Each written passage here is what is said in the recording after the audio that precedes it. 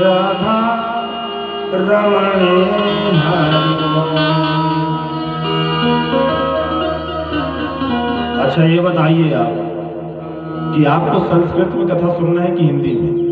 बोल दो वृंदावन बिहारी लाल की जय।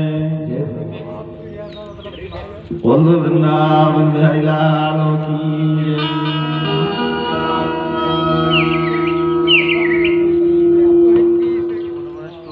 आगे नारद जी ने बताया कि शिशुपाल और दंतवक्र दोनों ही विष्णु भगवान के मुख्य पार्षद थे। सनकादिक ऋषियों के श्राप के कारण उन्हें असुर योनि में जन्म लेना पड़ा। ये कथा मैंने पहले भी आपको बताया। बोल दो वृंदावन बिहारी लाल की जय। यह श्राप 3 जन्मों के लिए था। कितने जन्मों के लिए था? 3 जन्मों के लिए। पहले जन्म में ये दोनों दिति के पुत्र हुए। इसमें बड़े का नाम था हिरण्यकश्यप और छोटे का नाम था हिरण्याक्ष। भगवान ने 12 अवतार ग्रहण करके और हिरण्याक्ष को मारा।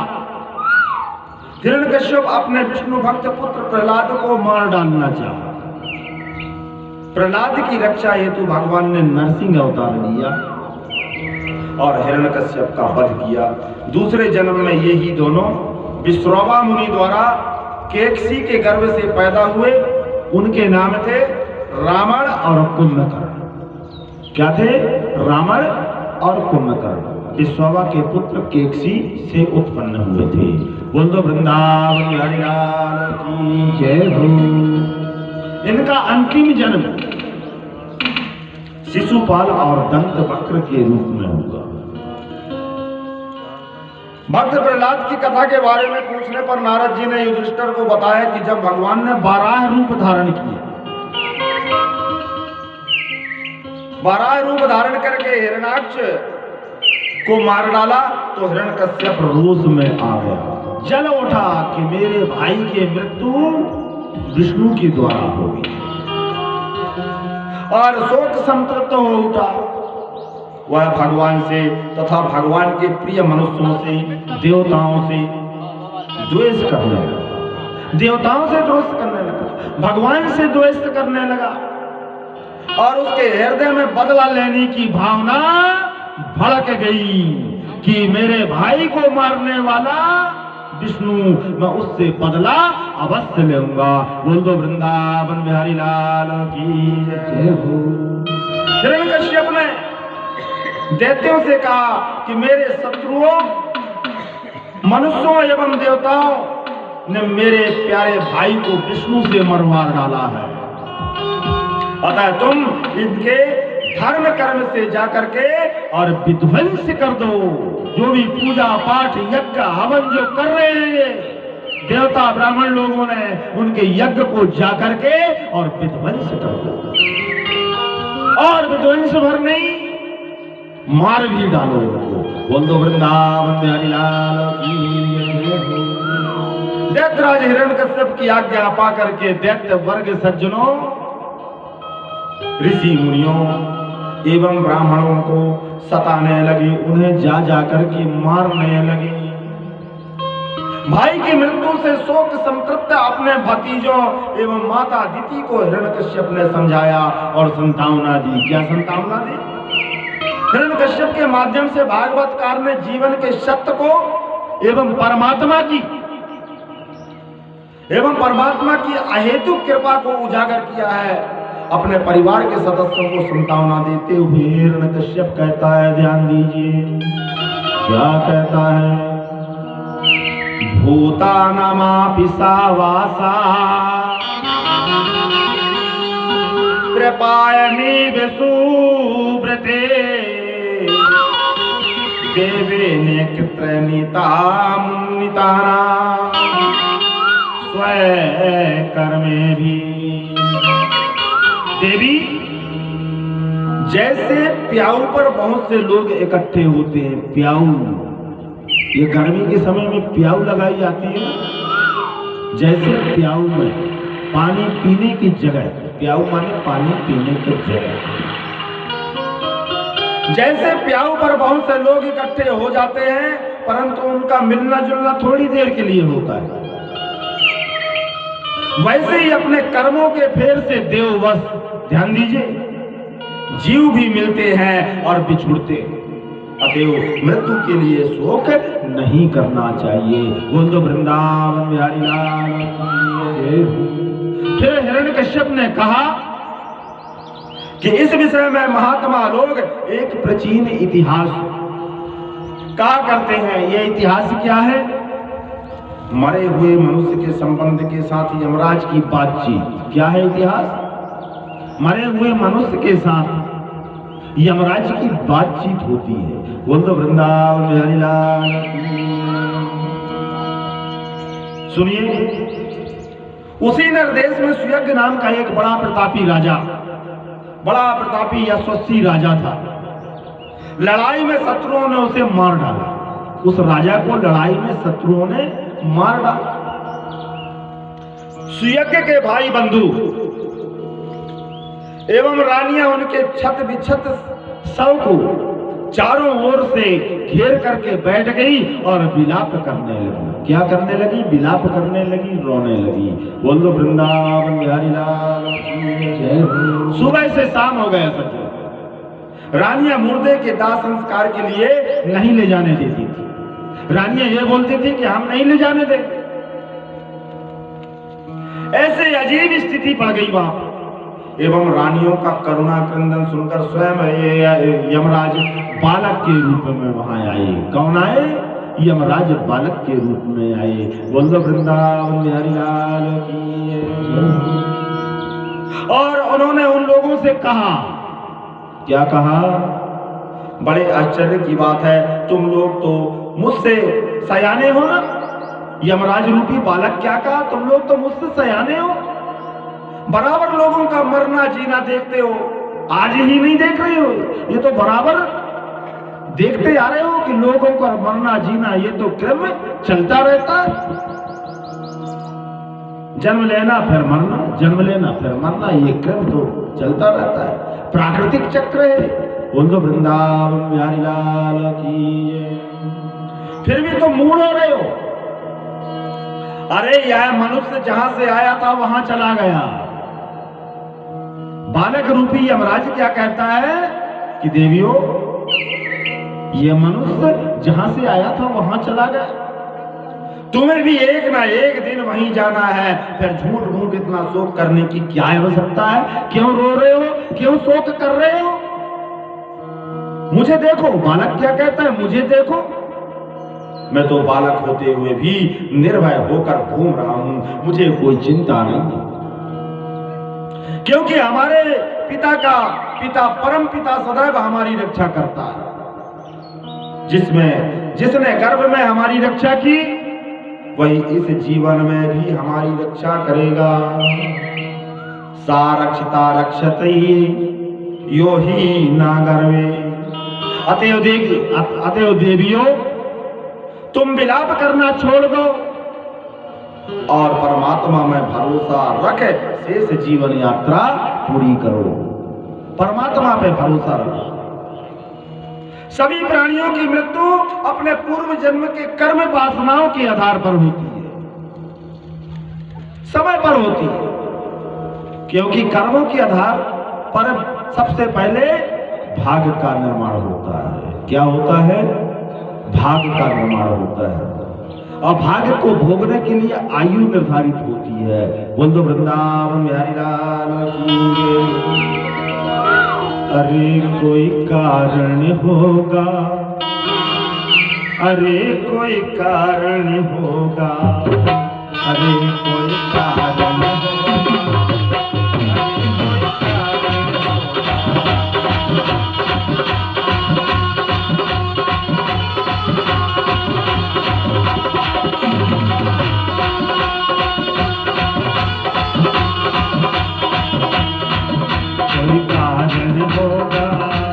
अरे कोई कारण होगा, अरे कोई कारण होगा।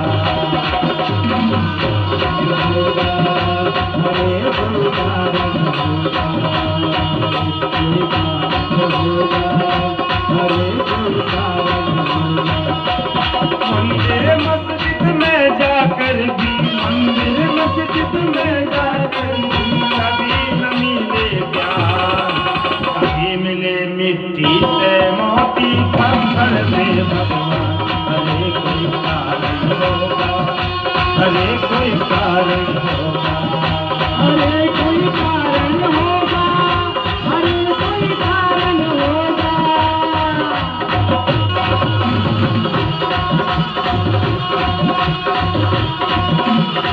और ये शरीर से पहले क्या बनती है? शरीर से पहले क्या बनती है? पहले बनती है तकदीर, फिर बनती है शरीर। पहले बनती है तकदीर, फिर बनती है शरीर। कोई राजा, कोई भिखारी, कोई संत फकीर, अरे कोई कारण होगा, अरे कोई कारण होगा, होगा, अरे कोई कारण होगा। श्री राधे, तालियों की सेवा करते हैं।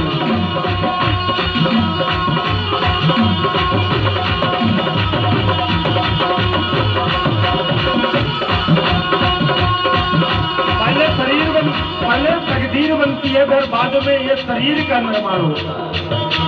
पहले बनती है तकदीर, और इसी शरीर से कर्मों के अनुसार कोई राजा होता है, कोई भिखारी होता है, कोई फकीर होता है, कोई संत होता है। पहले बनती है तकदीर, फिर बनती है शरीर। कोई राजा, कोई भिखारी, कोई संत फकीर, अरे कोई कारण होगा, अरे कोई कारण होगा, अरे कोई कारण होगा, अरे कोई कारण होगा।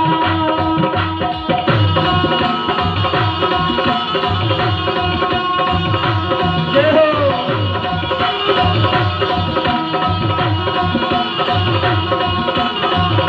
अब जब शरीर बन गया तो इसको बिस्तर चाहिए। क्या चाहिए? बिस्तर चाहिए। लेकिन बिस्तर में आने के बाद भी नींद उड़ जाती है। क्या? नींद उड़ जाती है। तन को बिस्तर मिल जाए पर नैन को तरसे नींद। तन को बिस्तर मिल जाए पर नैन को तरसे नींद। कांटों पर सोकर किसी के मन को आए चैन। अरे कोई कारण होगा, अरे कोई कारण होगा, अरे कोई कारण होगा, अरे कोई कारण होगा, अरे कोई कारण होगा। तन को बिस्तर मिल जाए पर नींद को तरसे नैन। तन को बिस्तर मिल जाए पर नींद को तरसे नैन। कांटों पर सोकर किसी के मन को आए चैन। अरे कोई कारण होगा, अरे कोई कारण होगा, अरे कोई कारण होगा। जय हो।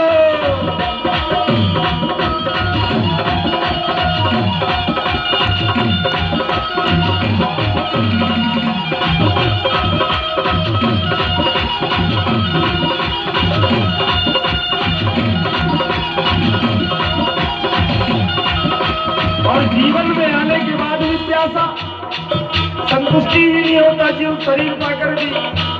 सागर से भी बुझ ना पाए, सागर से भी बुझ ना पाए कभी किसी की प्यास। कभी एक बूंद में हो जाती है जीवन की आग।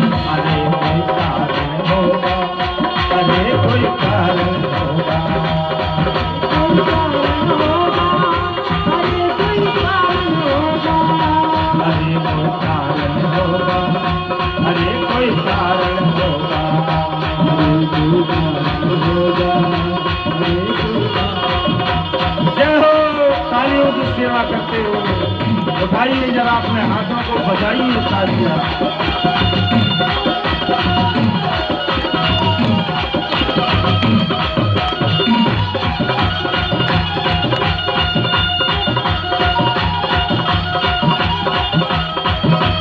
चोली में हो कांटे पर भी, जीवन की रास्ता बड़ी कठिनी होती है, चलने के लिए कष्ट होता है।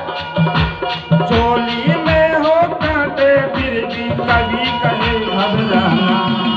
चोली में हो कांटो फिर भी काहे को घबराना, राम नाम की आगे कदम बढ़ाना। अरे कोई कारण होगा, अरे कोई कारण होगा।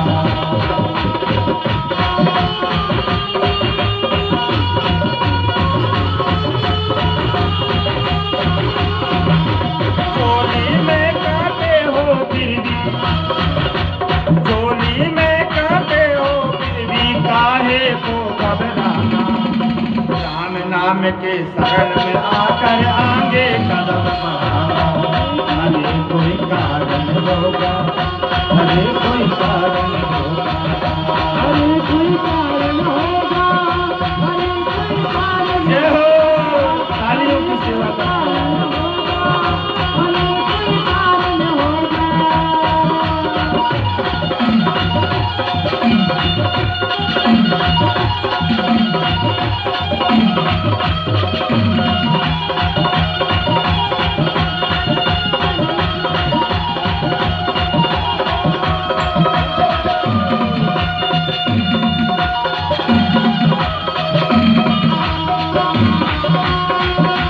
तेरे बस यही तो, तेरे बस यही तो जप ले हरि का नाम। तेरे बस यही तो जप ले हरि का नाम। राम नाम के शरण में आकर करता जा तुझ काम। अरे कोई कारण होगा, अरे कोई कारण होगा, अरे कोई कारण होगा, अरे कोई कारण होगा। जय हो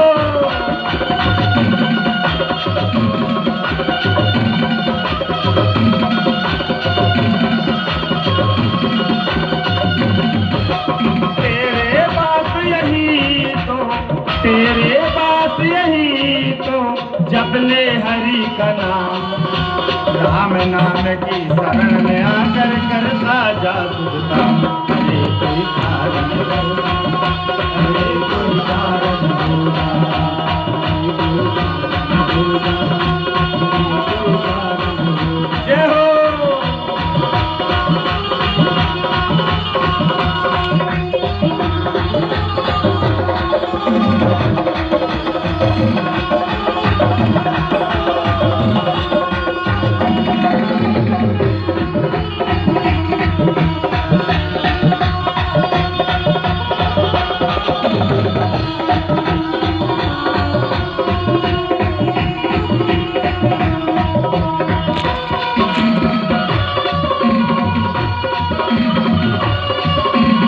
पहले बनती है तकदीर, पहले बनती है तकदीर, फिर बनते हैं सही। कोई राजा, कोई भिखारी, कोई संत फकीर। अरे कोई कारण होगा, अरे कोई कारण होगा। बोल तो वृंदावन बिहारी लाल की। जोर से बोलना पड़ेगा राधे राधे राधे राधे। आते हो देवियां, तुम विलाप करना छोड़ दो। बालक रूपी यमराज क्या कहते हैं देवियों? विलाप करना छोड़ो और परमात्मा में भरोसा रखो, और भरोसा रख करके शेष जीवन की यात्रा पूरी करो। सभी प्राणियों की मृत्यु अपने पूर्व जन्म की कर्म वासनाओं के आधार पर होती है, उसी के अनुसार उसका जन्म भी होता है। परंतु आत्मा अजर और अमर है, आत्मा कभी नहीं मरती। बोल दो वृंदावन बिहारी लाल की जय। वह जन्म मृत्यु से परे है। आगे बालक यमराज ने बहुत ही यथार्थ बोल दिए। क्या बोले? ध्यान दीजिए आप। सुयज्ञो नावन्यम से ते मूला यमानुशोचते या सोता यथो युक्तेन सा दृश्यं करेचित। मूर्खो, जिसके लिए तुम सब शोक कर रहे हो वह सुयज्ञ नाम का शरीर तो तुम्हारे सामने पड़ा है। किसके सामने पड़ा है? सामने पड़ा है। किसके लिए शोक कर रहे हो? उस सुयज्ञ नाम के ब्राह्मण के शरीर के लिए शोक कर रहे हो, शरीर के लिए विलाप कर रहे हो, तो आपके सामने पड़ा। तुम लोग इसी को देखते थे ना। इसमें जो सुनने वाला और बोलने वाला था वह तो कभी किसी को दिखाई ही नहीं दिया किसी को।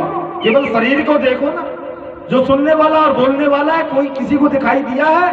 देखा है कोई? नहीं देखा ना। फिर भी आज भी नहीं दिखाई दे रहा है तो शोक क्यों कर रहे हो? वह आत्मा तो अजर और अमर है, और शरीर जो नश्वर है, क्या है? शरीर नश्वर है, शरीर नाशवान है। वह तुम्हारे सामने पड़ा है। पानी केरा बुलबुला अस मानुष की जात। मानुष की जात क्या है? पानी केरा के समान। अतः दोनों में से किसी के लिए भी शोक करना व्यर्थ है। ठीक ऐसा ही उपदेश बाली वध के बाद विलाप करती तारा को भगवान श्री राम ने दिया।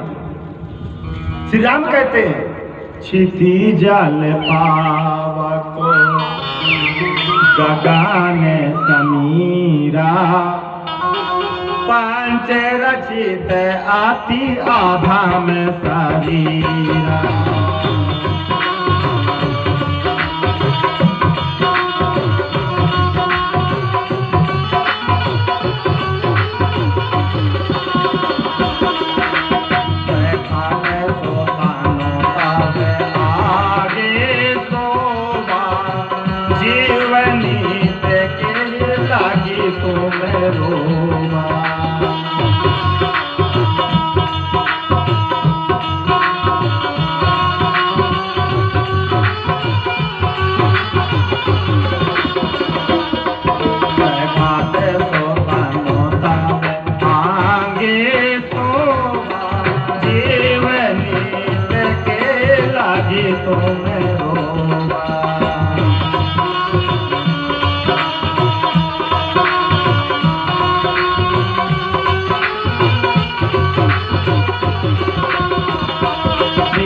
राम राम राम सीता राम राम राम सीता राम राम राम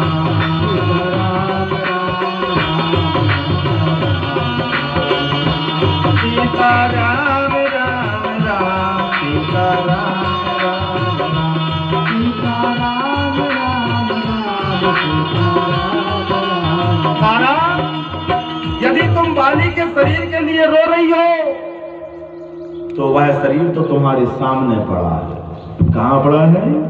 तुम्हारे सामने। और यदि तुम उनमें से निकल गई आत्मा के लिए रो रही हो तो वह तो आत्मा मरी नहीं है कभी, आत्मा कभी मरती नहीं।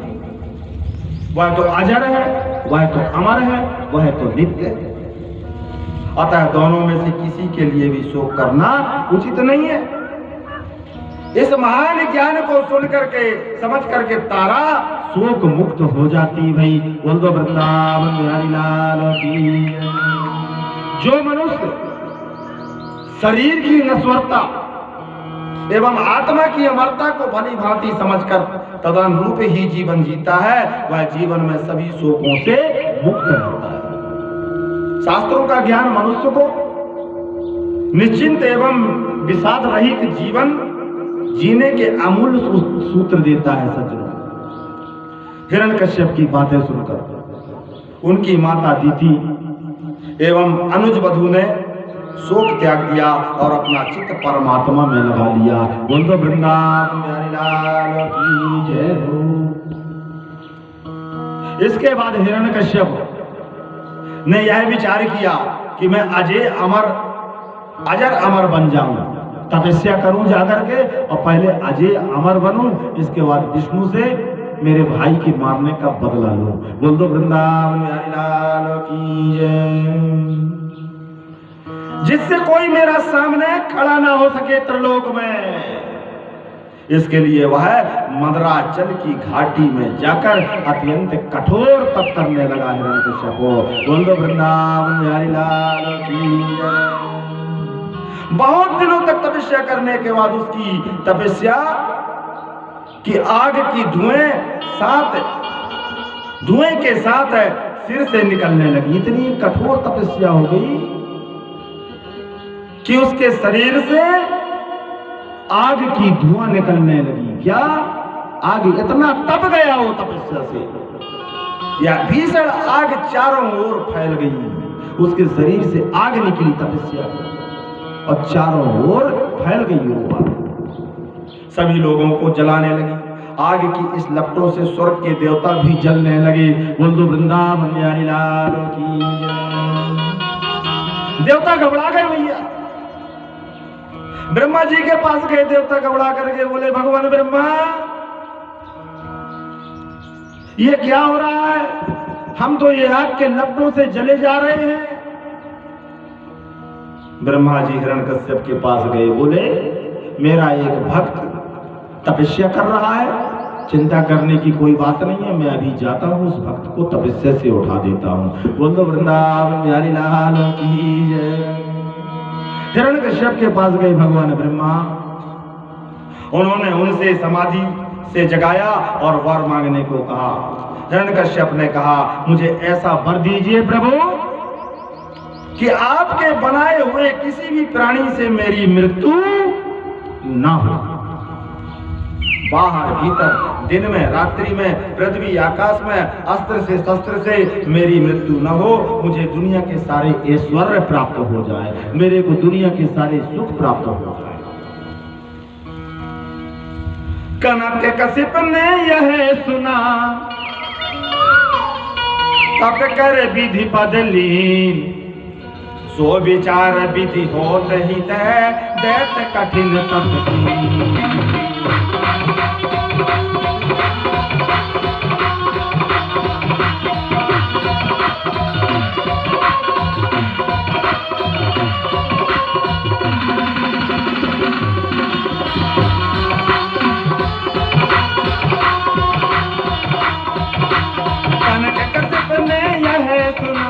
कनक कश्यप ने यह सुना, तप कर विधि बदली, तो विचार विधि हो रही दैत कठिन तप।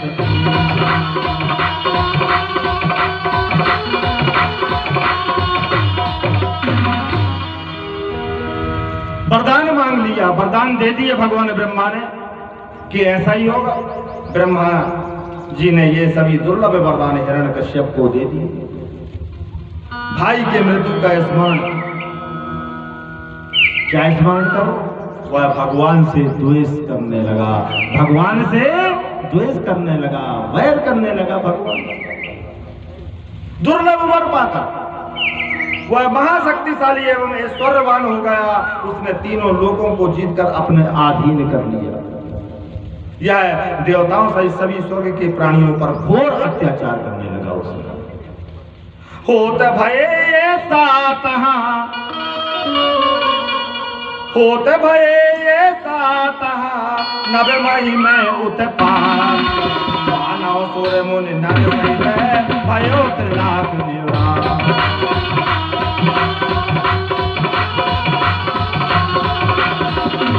होत भये ऐसा तहां, होत भयो ऐसा तहां, मही में हो उत्पात, सुरन मुनि नर सहित भयो त्रिलोक निवास।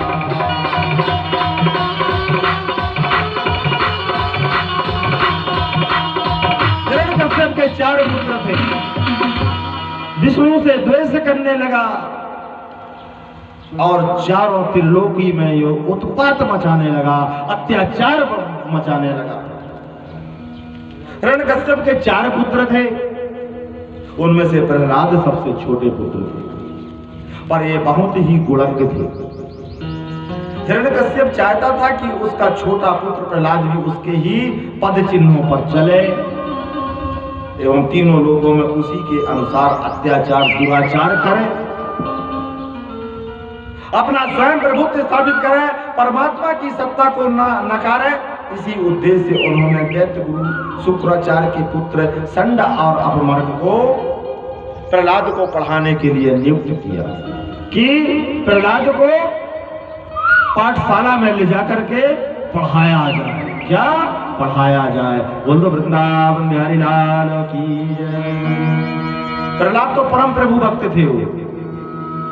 वे सदैव परमात्मा की भक्ति में लीन रहते थे और अपने सहपाठियों को भी भगवान की भक्ति से की ओर प्राप्त करते थे। षंड अपमार्ग जो नास्तिक दर्शन एवं हिरण्यकश्यप की व्यक्ति पूजा का पाठ पढ़ाते हुए प्रहलाद अनुसूना कर देते और क्या कहते हैं? गुरु की शिक्षा छोड़कर प्रहलाद क्या करते हैं? ध्यान दीजिए। अरे गुरु की शिक्षा छोड़कर हरि स्तुति की, कहते भक्त प्रहलाद को महाकठिन दुख की।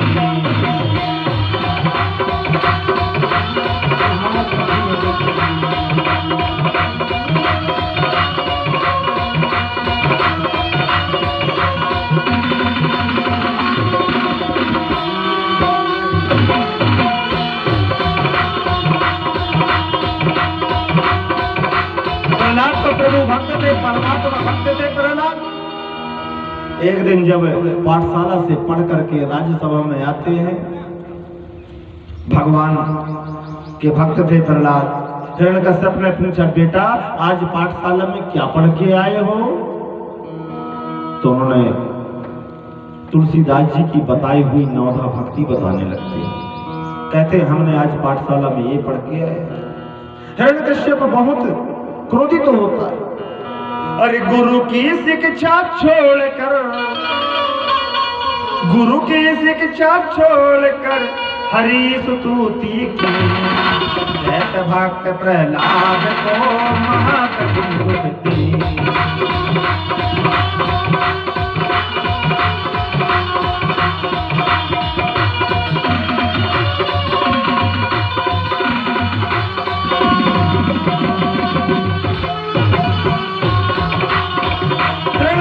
ये बात सुनकर,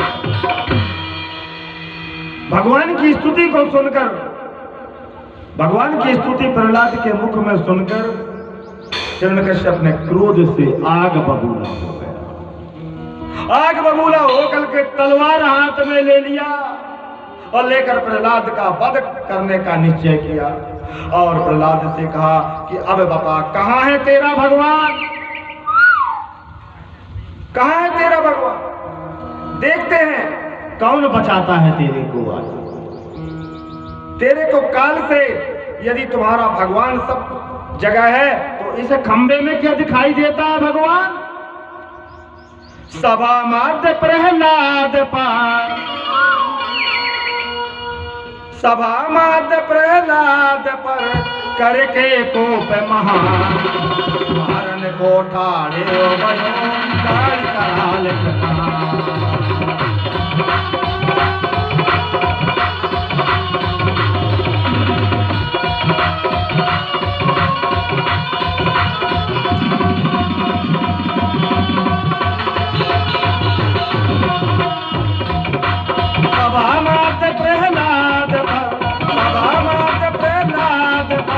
करके कोप महान, मारन को ठाड़े भयो तारी दान।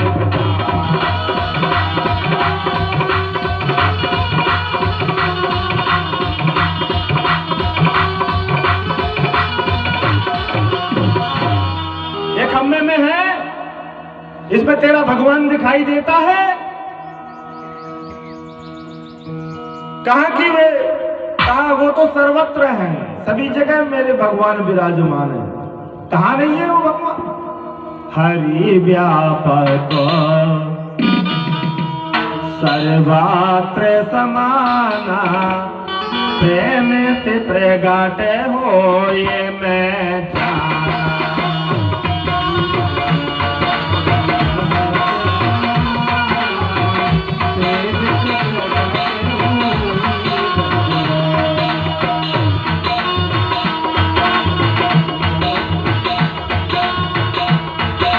हरि व्यापक सर्वत्र समाना, प्रेम ते प्रगट होय मैं जाना।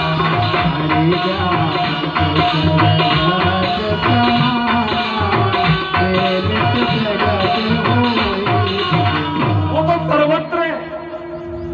इस खम्भे में है भगवान अपनी सर्वव्यापकता को सिद्ध करने के लिए एवं अपने भक्त की रक्षा करने के लिए खम्भे को फाड़कर नरसिंह भगवान प्रकट हो गए। बोलो नरसिंह भगवान।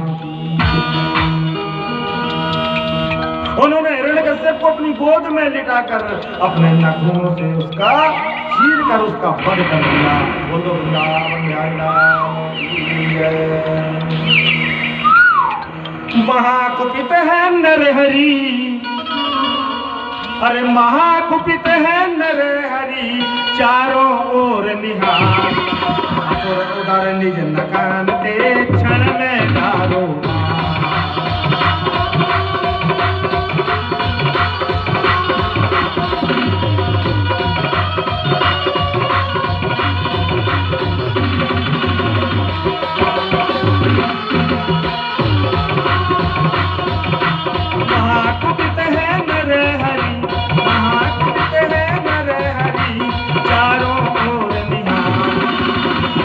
उधर निज नकान दे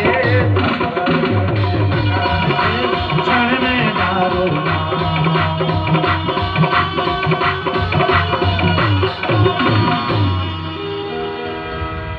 अपने गोद में बैठा लिया। अब बैठाल करके कहते हैं मैं तुझे मारूंगा। बोले नहीं मार सकते,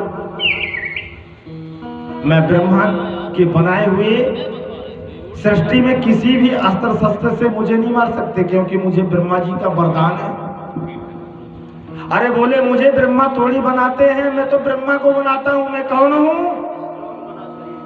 बोले मैं विष्णु हूं। तुम कौन हो? बोले मैं विष्णु। और जैसे विष्णु का नाम सुना हिरण्यकश्यप क्रोध से आग बबूला हो गया। बोल तो वृंदावन बिहारी लाल की। बोले मुझे नहीं मार सकते, तो भी नहीं मार सकते।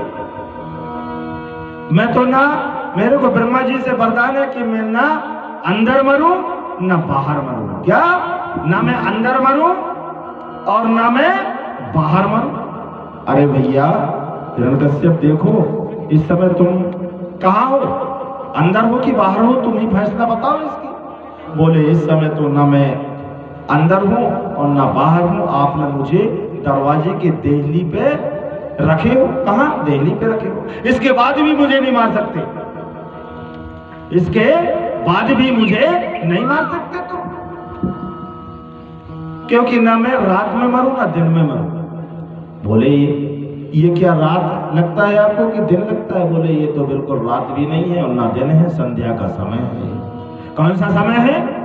संध्या का समय। अरे भैया तो इसके बाद भी तो नहीं, मुझे नहीं मार सकते। मुझे 12 महीनों में किसी महीनों में नहीं मार सकते। ब्रह्मा जी से मुझे वरदान प्राप्त है। बोले ये 13वां मास मैं तेरे लिए बनाया हूं, पुरुषोत्तम मास। कौन सा मास? पुरुषोत्तम मास मैं तेरे लिए ही बनाया हूं। ब्रह्मा के दिए हुए वरदान को याद दिलाते हुए नरसिंह भगवान अपने निज नखन से उसके पेट को विदीर्ण करते हुए और उसको मार दिया। महाकुपित है नरहरि, महाकुपित है नरहरि, चारों ओर निहार, उधर निज नकान ते क्षण में डारो।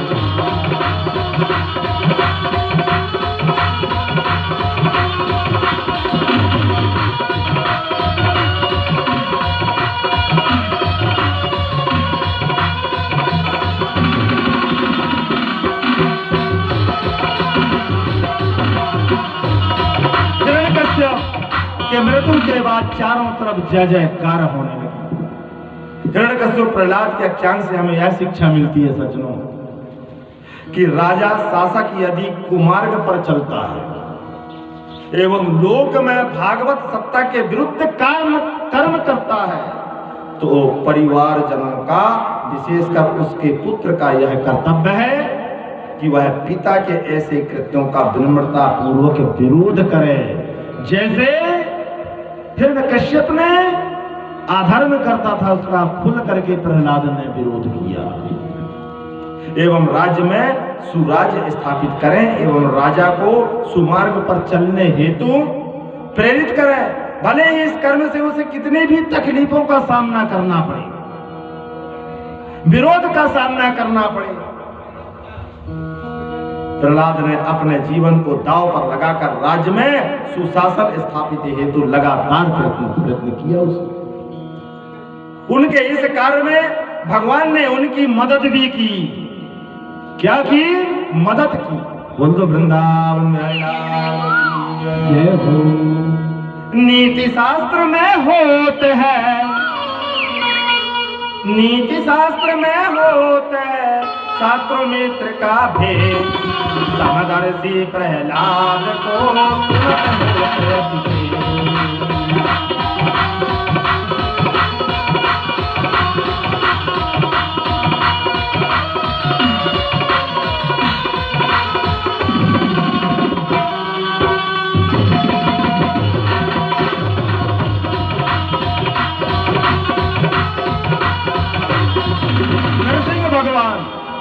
हिरण्यकश्यप का वध कर उसकी राजसभा में ऊंचे सिंहासन पर जाकर के विराजमान हो गए। भगवान के अत्यंत तेजपूर्ण और क्रोध भरे भयानक चेहरे को देखकर किसी का भी साहस न हुआ कि उनके पास जाकर के उनकी सेवा कर सके। स्वर्ग के देवी देवताओं के चेहरे प्रसन्नता से खिल उठे। सभी भगवान के दर्शनों के लिए आए। उन पर पुष्पों की वर्षा होने लगी। ब्रह्मा जी ने, रुद्र ने, इंद्र ने, ऋषियों आदि सभी ने भगवान की स्तुति की, किंतु भगवान का क्रोध शांत नहीं हुआ। लक्ष्मी जी भी भगवान को शांत करने के लिए आई, लेकिन वो भी उनके क्रोध को शांत नहीं कर सके। तब ब्रह्मा के कहने पर प्रहलाद ने नरसिंह भगवान की स्तुति की। बहुत ही सुंदर भक्ति भाव से परिपूर्ण स्तुति प्रहलाद ने की। भगवान तो केवल भक्ति के ही भूखे हैं, केवल भाव के भूखे हैं। ताते तीनों गुणन के, ताते तीनों गुणन के कर्म तजहु सब को। वासना तजते ही बुद्धि विमलयत हो।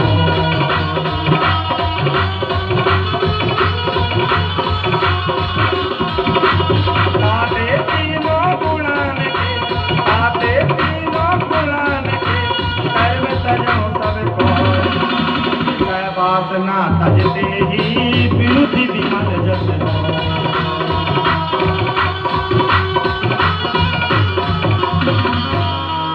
प्रहलाद ने बहुत सुंदर नरसिंह भगवान की स्तुति की। भगवान ने प्रहलाद से कहा कि तुम्हारी भक्ति से तुम्हारे पिता तर गए। पुत्र के कर्म से पिता की सदगति होती है। पुत्र को अच्छे कर्म करना चाहिए। वृंदावन सचरित्र एवं भक्त पुत्र परिवार की 21 पीढ़ियों के पितरों को तार देता है। सचित्र अच्छा चरित्रवान अगर पुत्र है तो अपने परिवार वालों के 21 कुलों का उद्धार कर देता है। वृंदावन में हरिलाल की जय हो। भगवान ने कहा बेटा प्रहलाद तो मेरे सभी भक्तों के आदर्श हो। भक्तानाम सर्वेषाणाम प्रतिरूपकृता। आदर्श भक्त वही होता है जो हर परिस्थिति में भगवान की कृपा की अनुभूति करे और भक्त से विचलित ना हो, भक्ति से विचलित ना हो। कैसी भी प्रतिकूल परिस्थितियां आए, मुसीबतों का पहाड़ टूट पड़े, परिजनों से सारी दुनिया विरोध में खड़ी हो जाए, तो भी भगवान पर आस्था, श्रद्धा और विश्वास जरूर रखना। बोल दो वृंदावन में हरिलाल जय हो। स्वर्ग नरक अपवर्ग का, स्वर्ग नरक अपवर्ग का दाता मनुज शरीर। कर्म करे तस फल चाहे यह तनु ते मति थी।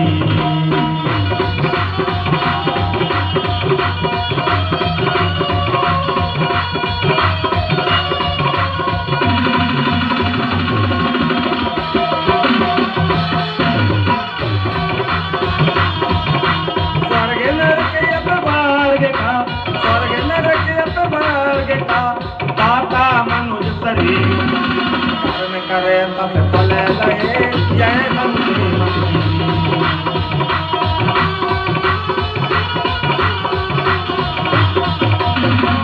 कितनों भी मुसीबत आ जाए लेकिन भक्ति पद पे कभी पीछे नहीं होना।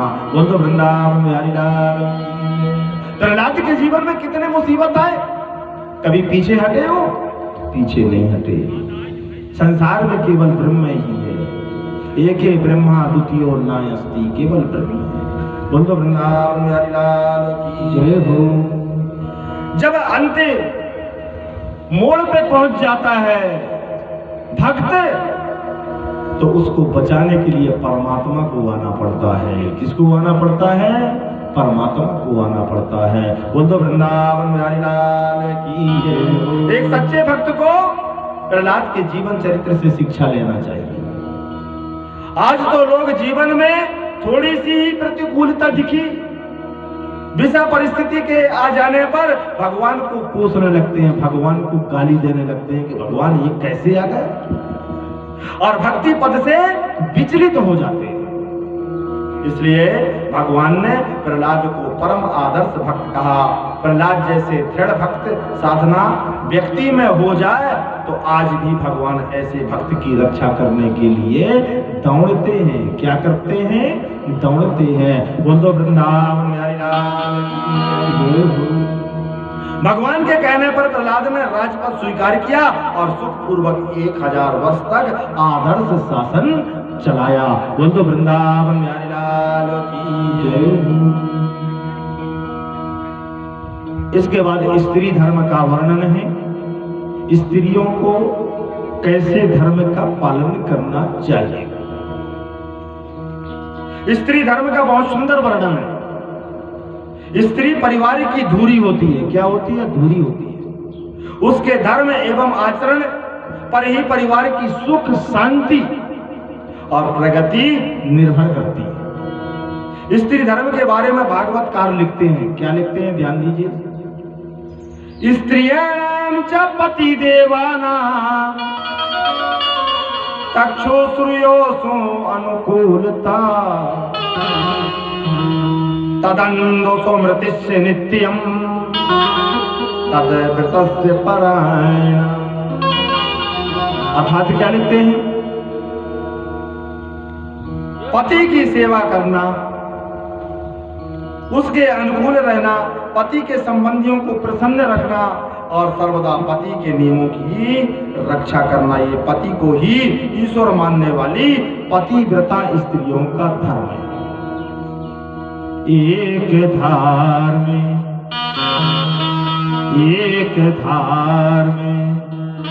एक व्रत ने मां काहे बचन मन पति पद प्रेम।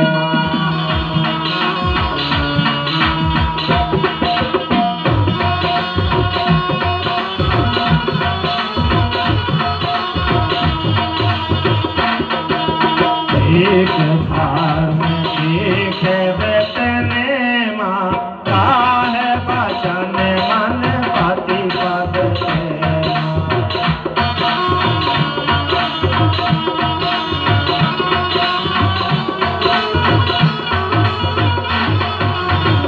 साध्वी स्त्री को चाहिए कि वह जो कुछ भी मिल जाए उसी में संतुष्ट रहे, किसी भी वस्तु के लिए ललचाए नहीं, सभी कार्यों में चतुर एवं धर्मज्ञ हो, सत्य और प्रिय बोले तथा अपने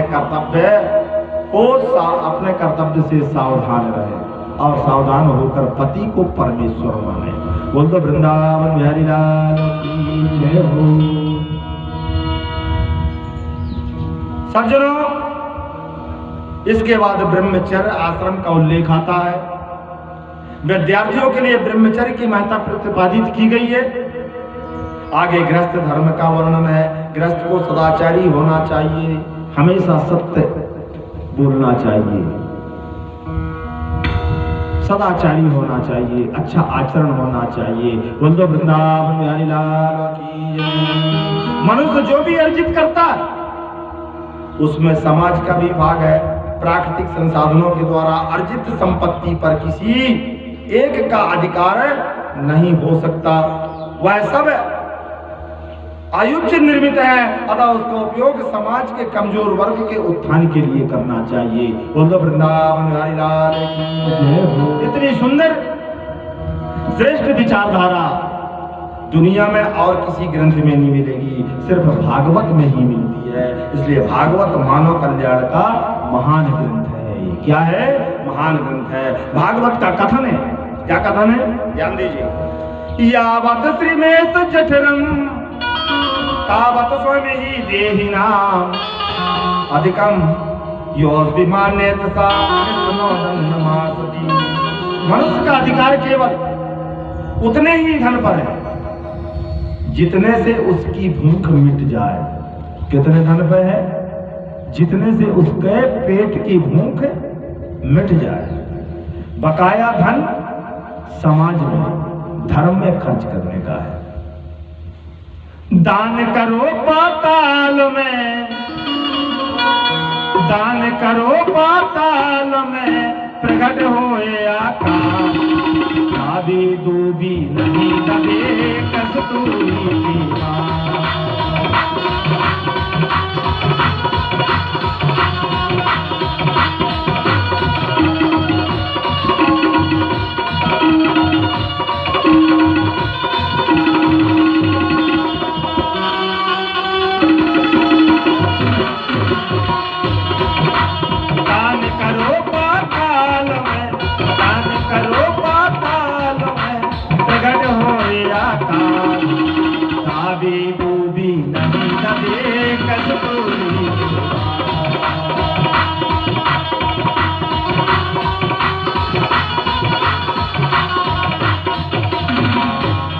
उतने धन पे ही अपना अधिकार है जितने में हमारा पेट भर जाए। इससे अधिक संपत्ति को जो अपनी मानता है वह चोर है। कौन है वो? चोर है। उसे दंड मिलना चाहिए और परमात्मा उसे दंड देते हैं। बोलो वृंदावन हरि लाल। दंड देते हैं ना। अदालत में पैसा जाता है, डॉक्टर के यहाँ पैसा जाता है, ये दंड नहीं है और क्या है? बोलो वृंदावन हरि लाल। भागवत की इस विचारधारा के अनुसार यदि व्यक्ति आचरण करने लगे तो सारी दुनिया से भूखमरी समाप्त हो जाएगी और धरती पर सुख चैन स्थापित हो जाए। भागवत के इस संदेश को आत्मसात करके धनिक वर्गों को अपने धन का कुछ भाग दरिद्र नारायणों की सेवा में जरूर लगाना चाहिए। बोलो वृंदावन हरि लाल की। गृहस्थ को तीर्थ यात्रा करने की भी सलाह भागवत ने दी। तीर्थ यात्रा का उद्देश्य केवल स्नान दर्शन ही नहीं होना चाहिए, अपितु ज्ञान के आदान प्रदान और राष्ट्रीय एकता हेतु भी इसका सदुपयोग किया जाना चाहिए। प्रस्तुत स्कंद के अंत में भागवतकार ने 3 सुंदर सूत्र दिए हैं। यहाँ पर भवादेत, क्रियादेत और द्रव्यादेत को जीवन में उतारकर आदर्श जीवन जिए एवं आदर्श समाज निर्माण का बहुत ही सुंदर संदेश है। भावादेत का तात्पर्य है विचारों में एकता। क्या? विचारों में एकता। मैं अपने लिए अच्छा सोचूं और बाकी मनुष्यों के लिए बुरा सोचूं। इसे भागवत गलत मानता है। जैसे सुख शांति हम अपने लिए सोचते हैं वैसे ही दूसरों के लिए भी सोचना चाहिए। बोलो वृंदावन हरि लाल। अब आज के मनुष्य को क्या होता है? अपने सुख को देख करके सुखी नहीं होते, दूसरों के सुख को देख करके दुखी होते हैं। मनुष्य सही सभी जीवों के लिए हमारे हृदय में प्रेम है और सहानुभूति हो। दूसरा सूत्र है क्रियादेत, अर्थात हमारे कर्म से किसी को हानि न पहुंचे। हमको ऐसा करना चाहिए, ऐसा वाणी भी निकालना चाहिए कि हमारी वाणी किसी को बुरा न लगे। ऐसी वाणी बोलिए, ऐसी वाणी बोलिए मन काया पाको और को शीतल करे आप शीतल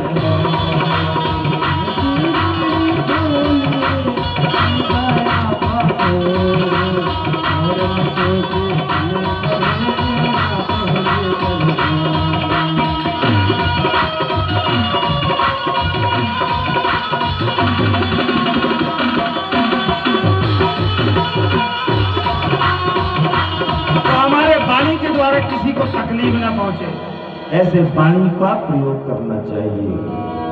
अपने वाणी में अमृत घोर रे रसना राधे राधे बोल।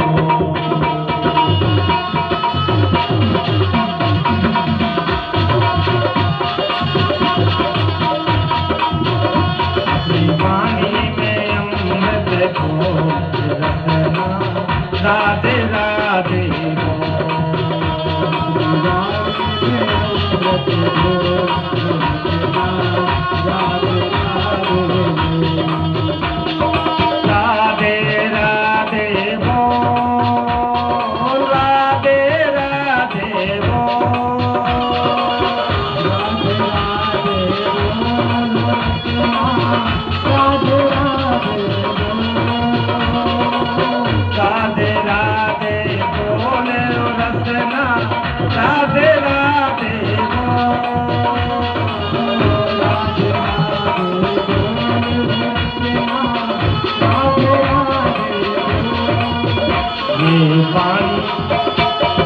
पानी बड़ी राधे राधे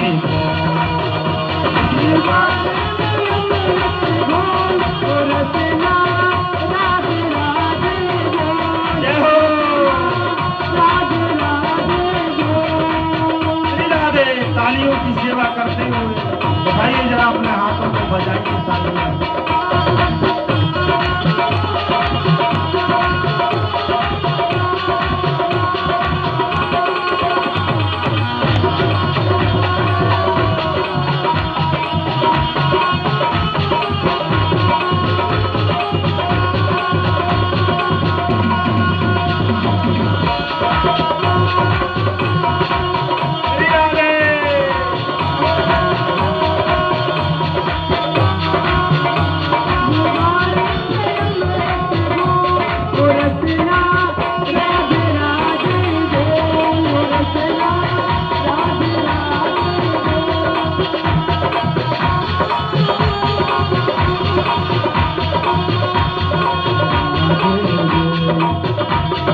वाणी में अमृत घोर रसना राधे राधे